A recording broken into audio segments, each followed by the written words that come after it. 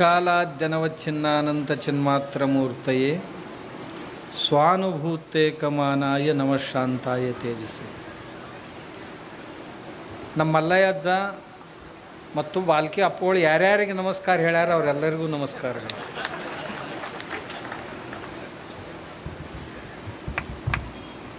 ನಾವು ಸ್ಪೆಷಲ್ ಹೇಳೋ ಅವಶ್ಯಕತೆನೇ ಇಲ್ಲ.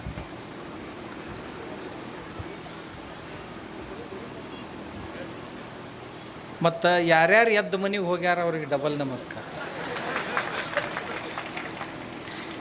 ಮತ್ತು ಅರ್ಧಂಬರ್ಧದಾಗ ಹೋಗ್ಬೇಕನ್ನೋ ಏನು ವಿಚಾರದಾಗ ಅದೀರಿ ಅವ್ರಿಗೆ ನಮಸ್ಕಾರ. ಯಾವಾಗ ಬೇಕಾದಾಗ ಹೋಗ್ಬೋದು.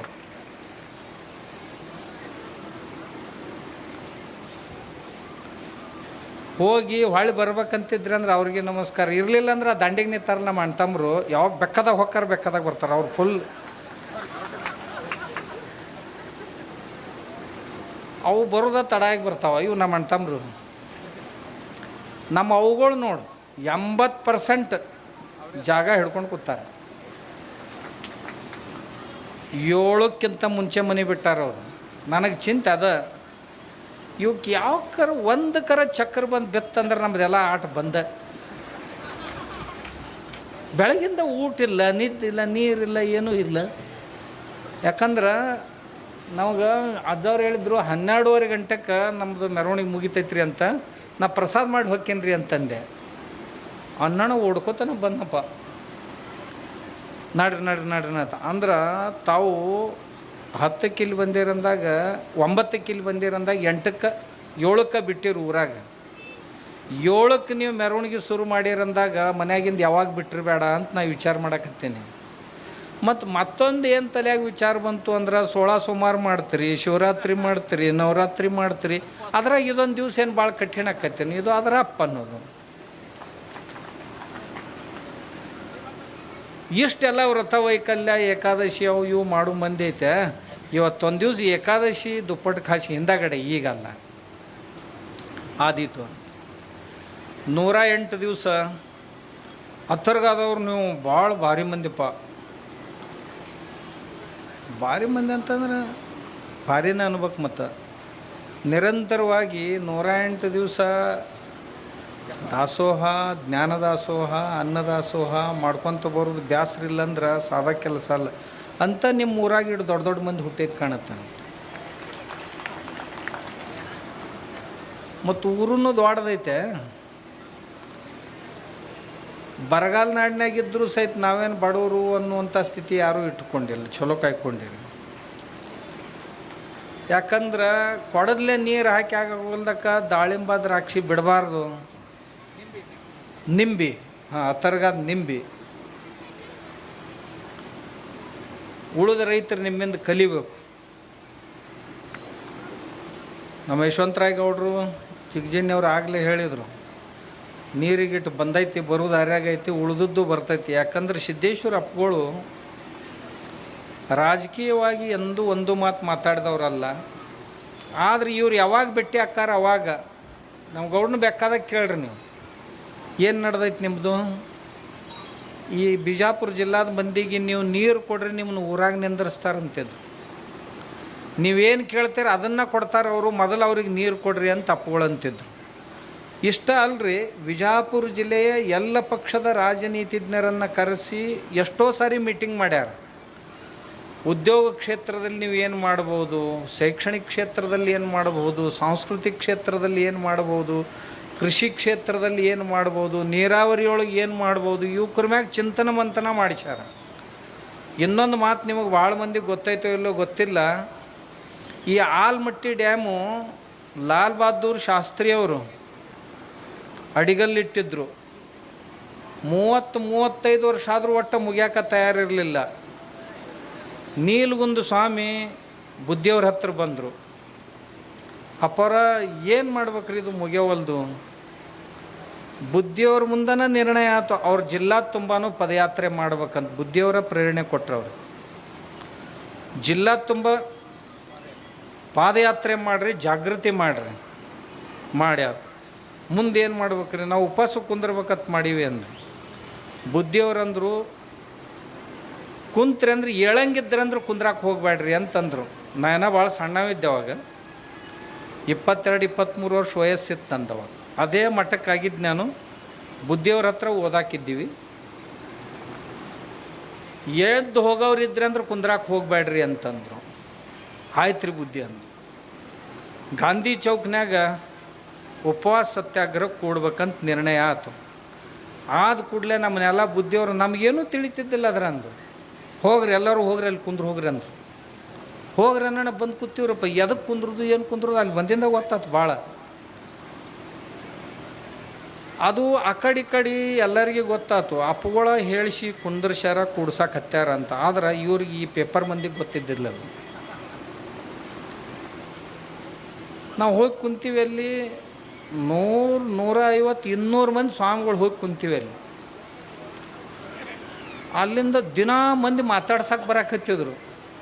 ನಾವು ಉಪವಾಸ ಕೂತೀವಲ್ಲ, ಮಂದಿ ಹಲಿಗೆ ಮೇಳ ತೊಗೊಂಡು ಬ್ಯಾಂಡ್ಸ ಇವು ಏನು ಕರಡಿ ಮಜಲ ತೊಗೊಂಡು ಬೌದ್ಕೋತ ಬಾರಿಸ್ಕೋತ ದಿನ 10,000 ಮಂದಿ ಭೇಟಿ ಆಗಕತ್ತಿದ್ರು. 5 ದಿವಸ ಆತು, 6 ದಿವಸ ಆತು, 7 ದಿವಸ ಆತು. ದಿನ ರಾತ್ರಿ ಅಪ್ಪುಗಳು ಫೋನ್ ಮಾಡಿ ಕೇಳ್ತಿದ್ರು ನಮ್ಮನ್ನು, ಏನೇನಾತು ಇವತ್ತು ಅಂತ. ಹಿಂಗೆ ಆತ್ರಿ ಅಪ್ಪವ್ರ ಅಂತ ಹೇಳ್ತಿದ್ದೀವಿ. ಹಾಂ ಆಯ್ತು, ಭಾಳ ಚಲೋ ಆಗೈತಿ, ಚಲೋ ಆಕೈತಿ, ಕೂಡ್ರಿ. ನಾವು ಊಟನ ಮಾಡಿಲ್ರಿ ಅಂತ. ನಾವು ಭಾಳ ಮಂದಿ ಇದ್ದಿದ್ದು, ನಾವು ಕುಂತವ್ರೆಲ್ಲ 200 ಮಂದಿ ಕೂತಿದ್ದೀವಿ. ಉಳ್ದವ್ರು ಸಂಜೆ ಮುಂದೆ ಬಂದು ಸರ್ಕಾರಿ ಡಾಕ್ಟ್ರುಗಳು ತೂಕ ಮಾಡಿ BP ನೋಡ್ತಿದ್ರು. ಎಲ್ಲರೂ ಇನ್ನೂ ದಿನಕ್ಕಿಂತ ಅರ್ಧ ಕಿಲೋ ಹೆಚ್ಚೇ ಇರ್ತಿತ್ತು. ಉಪವಾಸ್ಕರ ಕೂತಿವತ್ತಾರ ಸ್ವಾಮಿಗಳು, ತೂಕ ಅರ್ಧ ಕಿಲೋ ಹೆಚ್ಚನ ಬರ್ಲಕ್ಕತ್ತಲ್ಲ. ಯಾಕಂದ್ರೆ ಎಲ್ಲಿ ಓಡಾಟನೇ ಇರಲಿಲ್ಲ. ಬರೇ ಮುಂಜಾನೆ ಕೆಲವು ಮಂದಿ ಭಕ್ತರ ಮನೆಗೆ ಹೋಗಿ ಸ್ನಾನ ಪೂಜಾ ಅಂತೇನು ಮಾಡ್ಕೋತ ಬರ್ತಿದ್ರು. ಅದ್ರಾಗ ದಿವಸದ್ದೆಲ್ಲ ಹಾಕ್ಕೊಂಡೇ ಬರ್ತಿದ್ರು. ನಾಷ್ಟ ಅಂಥೇಳಿ ಒಂದಿಷ್ಟು, ಒಂದು ತೆಂಗಿನಕಾಯಿ ಇಟ್ಟು ಉಪ್ಪಿಟ್ಟು, ಅದು ಏನು ಬಹಳ ತೊಗೋತಿದ್ದಿಲ್ಲ. ತೆಂಗಿನಕಾಯಿ ಇಟ್ಟು ಉಪ್ಪಿಟ್ಟು ಒಂದು ಸಣ್ಣ ಒಂದಿಷ್ಟು ಗ್ಲಾಸ್ಲೆ 1 ಗ್ಲಾಸ್ 2 ಗ್ಲಾಸ್ ಹಾಲು ತೊಗೊಂಡು ಬಂದ್ರೆ ಮರುದಿವ್ಸ ಮುಂಜಾನೆ ತನಕ ಕೆಲಸ ನಡೀತಿತ್ತು. ನಾವೊಂದು 5 ಮಂದಿ ಒಟ್ಟು ಏನೂ ತೊಗೋತಿದ್ದಿಲ್ಲ. ಅದ್ರಾಗ ನಮ್ಮೊಳಗೆ ಕೆಲವು ಮಂದಿ ಗುಳಿಗೆ ತೊಗೊಳ್ಳೋರಿದ್ರು. ಮತ್ತು ಬರ್ಯಾಕೆ ಹೋಗ್ಬೇಡ್ರ, ಎಲ್ಲಿ ನಾವು ಸುಮ್ಮನೆ ಹೇಳಾಕತ್ತೀನಿ ನಿಮ್ಗೆ. ಅವು ಎಲ್ಲೆಲ್ಲಿಂದ ವಿಟಾಮಿನ್ ಗುಳಿಗೆ ತಂದಿದ್ರು, ಅವನು ತೊಗೊಳ್ಳೋರಿದ್ರು. ನಾವೊಂದು 4-5 ಮಂದಿ ಒಟ್ಟು ಏನೂ ತೊಗೋತಿದ್ದಿಲ್ಲ. ಅವ್ರು ಏನಂದ್ರೆ ನನಗೆ, ಇವರೇ ಒಂದು 4-5 ಮಂದಿ ಯಾಕೆ ಸ್ವರ್ಗಕ್ಕೆ ಹತ್ಯಾರ ಹಿಂಗೆ ಅನ್ಕೋತ್ರಿ. ನಮ್ಮ BP ಹೆಚ್ಚು ಕಡಿಮೆ ಆಗಕ್ಕೆ ಹತ್ತಿದ್ದು. ಮತ್ತು ಸಂಜೆ ಮುಂದೆ ಯಾವಾಗ ಫೋನ್ ಮಾಡಿದ ಕೊಳ್ಳಿ, ಏನ್ಯಾಕೆ ಆಗೋಲ್ದಕ್ಕೆ ನೀವು ಹೇಳಕ್ಕೆ ಹೋಗ್ಬೇಡ್ರಿ. ಇವ್ರದ್ದೊಂದು ನಮ್ಗೆ ಅಪ್ಪುಗಳದೊಂದು. 9ನೇ ದಿವ್ಸಕ್ಕೆ ಬಂತು. ಯಾರ ತಲೆಯಾಗ ದುರ್ಬುದ್ಧಿ ಹುಡ್ತೋ ಏನೋ, ಮುಖ್ಯಮಂತ್ರಿ ಶವಯಾತ್ರೆ ತೆಗೀನಂತ ತಿಳ್ಕೊಂಡು ಹೋದ್ರಪ್ಪ ದುಷ್ಟರು. ಏನು ಮಾಡೋದು? ಹಿಂಗೆ ಹೋಗಿ ತಿರುಗಾಡಿ ಸಿದ್ದೇಶ್ವರ ಗುಡಿಗೆ ಹೊಳ್ಳಿ ಬಂದರು. ನಾ ಅಲ್ಲೇ ಸ್ಟೇಜಿನ ಮ್ಯಾಗ ನಿಂತಿದ್ದೀವಿ. ನಮ್ಮ ಮಗ್ಲ DC ಅವರು ಇದ್ದರು, ಇವರು SP ಅವರು ಇದ್ದರು, DYSP ಇದ್ದರು, ಪೊಲೀಸರು ಇದ್ದರು, ಎಲ್ಲರೂ ಇದ್ದರು. ಕೆಲವು ಮಂದಿ ಪೊಲೀಸರು ಪಟ ಪಟ ಪಟ ಪಟ ಬ್ಯಾಂಡೇಜ್ ಕಟ್ಕೊಳಕ್ಕೆ ಶುರು ಮಾಡಿದರು. ಯಾರು ಕಾಲಿಗೆ ಕಟ್ಕೋತಿದ್ರು, ಯಾರು ತಲೆಗೆ. ಅಲ್ಲಿ ಏನೂ ಆಗಿಲ್ಲ, ಇವ್ರು ಯಾಕೆ ಕಟ್ಕೊಳಕ್ಕೆ ಹತ್ತಾರ ಅಂತ ನಾ ಅನ್ನಕ್ಕೆ ಹತ್ತಿದ್ದೆ. ನಮಗೇನು ತಿಳಿದಲ್ಲ ಬಿಡ್ರಿ, ಸುಮ್ಮ ಕುಂದ್ರಿ ಅಂದರು. ಅಂದ ಕೂಡಲೇ ದಡಗ್ಗನೆ ಎಲ್ಲಿಂದನೋ 1-2 ಕಲ್ಲು ಬಂದೂರಿಪ್ಪ. ಬೆದ್ದು ಕೂಡಲೇ ಲಾಠಿ ಚಾರ್ಜ್ ಅಂದ್ಬಿಟ್ರು. ಹಾಕ್ಯಾಕೊಂಡು ಬಡ್ಯಾಕೆ ಶುರು ಮಾಡಿ 10 ನಿಮಿಷನಾಗ ರೀ ನಿಮ್ಗೆ ಹೇಳ್ತೀನಿ, ಅಲ್ಲಿ ಒಂದು 50,000 ಮಂದಿ ಇತ್ತು. ಎಲ್ಲ ಖಲಾಸ್ ಕಳಿಸ್ಬಿಟ್ಟು ಸ್ವಾಮಿಗಳನ್ನ ಮುಂದೆ ತಂದು ವ್ಯಾನ್ಗಳು ಹಚ್ಚಿದ್ರು. ಸ್ವಾಮಿಗಳನ್ನ ಹಿಂದೆ ಕುಂದರ್ ನಿಮ್ಮ ಮಠದಾಗ ಒಯ್ದು ಬಿಟ್ಟು ಬರ್ತೀವಿ ಅಂದರು. ಇರಲಿಲ್ಲ ಅಂದ್ರೆ ನೀವು ನೋಡಿ ಒಳಗೆ ಜೈಲ್ನಾಗ ಹಾಕ್ತೀವಿ ನೋಡು ಅನ್ನೋಣ. ನಮ್ಮ ಮಂದಿ ಭಾಳ ಮಂದಿ ಮಠದಾಗ ಬಿಟ್ಟು ಬರ್ತೀವಿ, ಹೋಗ್ತೀವಿ ನಾವು. ಹೋಗೇ ಬಿಡ್ತು. ನಾವೊಂದು ಮಾಡ್ರು ಒಂದು 4-5 ಮಂದಿ. ನಮ್ಗೆ ಯಾಕಂದ್ರೆ ನಮ್ಮ ಹೈಕಮಾಂಡ್ ಆದೇಶ ಬರ್ತಾನೆ, ಹೇಳಕ್ಕೆ ಬರೋಂಗಿಲ್ಲಲ್ಲ. ನೀ ಎಲ್ಲಿ ಬೇಕಾದಲ್ಲಿ ಒಯ್ದು ಹಾಕ್ರೆ ನಾವು ಹೇಳೋದಿಲ್ಲ ತಂದೀವಿ. ಹಿಂದೆ ಮುಂದೆ ಈ ವ್ಯಾನ್ಗಳು ನಿಂದ್ರಿಸಿ ನಮಗೆ ಯಾರೂ ಕಾಣಬಾರ್ದು, ಮಂದಿಗೆ ಯಾರು ನಾವು ಕಾಣಬಾರ್ದು. ಹಂಗೆ ಮಾಡಿದ್ರಪ್ಪ. ಇವರೆಲ್ಲ ಬಂದೋಬಸ್ತ್ ಮಾಡಿದ್ರು. ಪೊಲೀಸ್ ಈ ಕಡೆ ಏನದಾರಲ್ಲ ಅವರು ಬಂದೋಬಸ್ತ್ ಮಾಡಿ. ಇವರಲ್ಪ, ಇವರು ಪೂರ್ವಜರು ಮಾಡಿದ್ರು ಬಂದೋಬಸ್ತ್. ಮಾಡಿದ ಕೂಡಲೇ ರಾತ್ರೆಲ್ಲ ನಾವು 4-5 ಮಂದಿ ಯಾರೂ ಇರಲಿಲ್ಲ. ಅವನು ನೀಲ್ಗುಂದ ಸ್ವಾಮಿ ಅವರು ಸಹಿತ ಎಲ್ಲೋ ಹೋದರು, ಹೋಗಿ ಬಂದರು ಅವರು. ಬಂಗಾರಪ್ಪನವ್ರು ಚೀಫ್ ಮಿನಿಸ್ಟರ್ ಇದ್ದರು. ಅಧಿವೇಶನ ನಡೆದಿತ್ತು. ಏನು ಮಾಡಿದ್ರು, 5 ಮಂದಿ ಹೇಳಲ್ರಿ ಅಂತ ತಿಳ್ಕೊಂಡು ಅವ್ರು ರಿಪೋರ್ಟ್ ಮಾಡಿದರು. ಅವ್ರಿಗೇನು ಗೊತ್ತು, ಅವರು ಸ್ಕ್ರೂ ಟೈಟ್ ಎಲ್ಲಿಂದ ಆಗ್ಯಾವು, ಯಾರು ಟೈಟ್ ಮಾಡ್ಯಾರ, ಯಾರು ಯಾವಾಗ ಬಿಸ್ತಾರೆ, ಅವ್ರು ಬಿಚ್ಚುತ್ತಾನ ಇವು ಹೇಳೋದಿಲ್ಲಲ್ಲ. ಕಡೆಗೆ ಆ ಕಡೆಯಿಂದ ಮೆಸೇಜ್ ಬಂತು, ಅವ್ರನ್ನ ಮಾತುಕತೆಗೆ ಬೆಂಗಳೂರಿಗೆ ಕರ್ಕೊಂಡು ಬರ್ರಿ ಅತ್ತ ಮಾಡ್ರಿ ಹೋಗು ನಂದೀವಿ ನಾವು 4-5 ಮಂದಿ ಸ್ವಾಮಿಗಳು, ನೀಲ್ಗುಂದ ಸ್ವಾಮಿಗಳು, ನಾನು, ನಮ್ಮ ಸಂಗಮ ದೇವರು, 3 ನಮ್ಮ ಮನಗುಳಿ ಯರ್ನಾಳ ದಯಾನಂದ ಸ್ವಾಮಿಗಳು, ಅವರೊಬ್ಬರು, ಇನ್ನೊಬ್ಬರು ನಮ್ಮ ಬಾಬಲೇಶ್ವರ ಸ್ವಾಮಿಗಳು ಯಾರೋ ಇದ್ದರು. ಒಂದು 5-6 ಮಂದಿ ಹಾದಿವಿ. ಹೋಗಿ ವಿಧಾನಸೌಧದೊಳಗೆ ಬಂಗಾರಪ್ಪನವ್ರ ಜೊತೆ ಮಾತುಕತೆ ಶುರುವಾತು. ನಮ್ಮದು ಒಂದೇ ಡಿಮಾಂಡ್ ಇತ್ತು, ನಮಗೆ ಕಲಿಸಿದ್ರೆ ಅದನ್ನ ಗ್ಯಾಮನ್ ಇಂಡಿಯಾಗೆ ಕೆಲಸ ಕೊಡುತ್ತಾನೆ ಹೇಳಂಗಿಲ್ಲನ್ರಿ ನೀವು. ಅವ್ರಿಗೊಂದು ವೇಳೆ ಮಾತು ಕೊಟ್ರಿ ಅಂತಂದ್ರೆ ಅವ್ರ ಕೈಲೇ ರೊಕ್ಕ ಹಾಕಿ ಆಗೋಲ್ದಾಗ ಕಟ್ ಹಿಂದಗಡೆ ವಸೂಲು ಮಾಡ್ತಾರೆ, ಡ್ಯಾಮ್ ಪೂರ ಆಕೈತಿ ಅಂತ ಹೇಳಿದ್ರು. ನಮಗೆ ಬುದ್ಧಿಯವರೇ ಹೇಳಿದ್ರು. ಅವ್ರಿಗೆ ಯಾರು ಹೇಳಿದ್ರು ಗೊತ್ತಿಲ್ಲ. ನೀವು ಇಷ್ಟ ಅನ್ನೋದು ಯಾರು ಏನು ಕೇಳಿದ್ರು ಅತ್ತ. ನಾವಂದೀವಿ, ನೀವು ಸರ್ಕಾರದವ್ರು ಗ್ಯಾಮನ್ ಇಂಡಿಯಾ ಕೆಲಸ ಕೊಡ್ತೀವಿ, ಇಷ್ಟು ದಿನದಾಗ ಮುಗಿಸ್ತೀವಿ ಅಂತ ನೀವು ಅಧಿವೇಶನದೊಳಗೆ ಡಿಕ್ಲೇರರ ಮಾಡಿರಿ, ಒಂದು ಇರ್ಲಿಕ್ಕೆ ಬರ್ದಾರ ಕೊಡ್ರಿ ಒಂದು. ನಾವು ಈಗ ಡಿಕ್ಲೇರ್ ಮಾಡ್ತೀವಿ ಅಂತ ಹೋಗಿ ಅಧಿವೇಶನದಾಗ ಡಿಕ್ಲೇರ್ ಮಾಡಿದ್ರು ನಾವು ಮನೆಗೆ ಬಂದು ಊಟ ಮಾಡಿದ್ದೀವಿ. ನಾ ಯಾಕೆ ಮಾತು ಇಷ್ಟು ವರ್ಷದ ನಂತರ ಹೇಳಾಕತ್ತೀನಿ ಅಂದ್ರೆ ಇದಕ್ಕೆ ಯಾರು ಪ್ರೇರಣೆ ಇತ್ತಂತಂದ್ರೆ ಅಪ್ಪುಗಳ ಪ್ರೇರಣೆ ಇತ್ತು.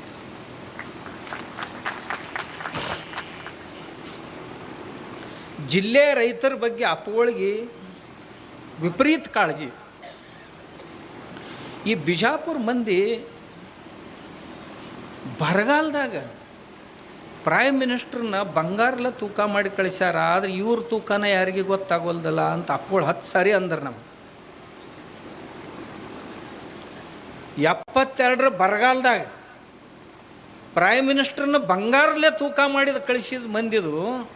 ಆದರೆ ಈ ಮಂದಿ ಭಾವನೆ, ಈ ಮಂದಿ ತೂಕ ಯಾರಿಗೆ ಗೊತ್ತಾಗೋಲ್ದಲ್ಲ, ಯಾರಿಗೆ ಕಾಳಜಿ ಇಲ್ಲೇನು ಇವ್ರಿಗೆ, ಹೆಂಗಿದು ಹಿಂಗಾದ್ರೆ ಅಂತ ಅಪ್ಪಗಳು ಯಾವಾಗಲೂ ಖಾಸಗಿಯಾಗಿ ನಮ್ಗೆ ಅಂತಿದ್ರು. ಆಮ್ಯಾಗ ಇವ್ರಿಗೆ ಬೆನ್ನು ಹತ್ತಿದ್ರು. ಯಾರು ಭೇಟಿ ಆದ್ರೆ ನಾನು ಇವ್ರಿಗೆ ಬೆನ್ನು ಹತ್ತವ್ರು, ನೀರು ಏನು ಮಾಡಿದ್ರಿ.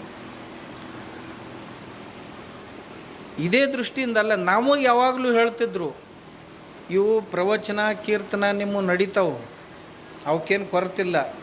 ಬಿಜಾಪುರ ನಾಡಿನಾಗ ಸ್ವಾಮಿಗಳಿಗೂ ಕೊರತೆ. ಒಂದು ಕಾಲ ಹಿಂಗಿತ್ತಲ್ಲ, ಬಿಜಾಪುರದಾಗ ಅಖಂಡ ಕರ್ನಾಟಕದಾಗ ಎಷ್ಟು ಮಠ ಅದಾವ ಅದ್ರಾಗ 70% ಮಠಾಧಿಪತಿಗಳು ಅಖಂಡ ಬಿಜಾಪುರ ಜಿಲ್ಲೆ ಸ್ವಾಮಿಗಳಿದ್ರು.